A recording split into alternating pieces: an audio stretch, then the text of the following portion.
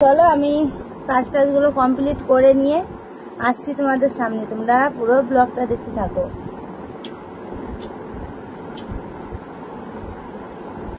দেখো রান্না বসিয়ে দিয়েছি, আর কি রান্না করছি চলো ব্যাক ক্যামেরায় দেখাই। এই দেখো মসুরের ডাল সিদ্ধ করতে বসিয়েছি, আর এই যে এখানে চিকেন বসিয়েছি। এই যে চিকেনটা গ্যাসটা কমে দিয়েছি বলে ফুটছেই না।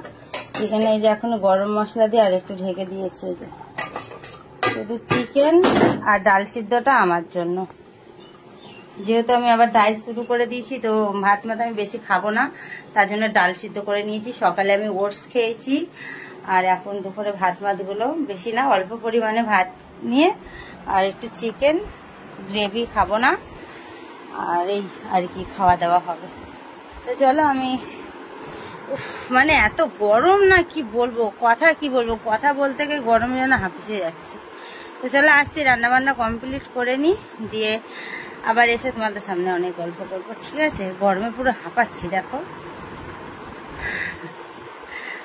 সবাইকে শুভ সন্ধ্যা। তো আমি এখন আবার রান্না করছি, এখন বাজছে আর আসছি 8টা বাজছে। শুভ সন্ধ্যা বলছি কেন আমি এখন আবার। তো আমি দিনের বেলাতে চিকেন রান্না করেছিলাম, তো চিকেনটা শেষ হয়ে গেছে। রাত্রে তো প্লিজ আসবে খেতে, তার জন্য আবার চিকেন নিয়েছে, আবার রান্না করছি। এই দেখো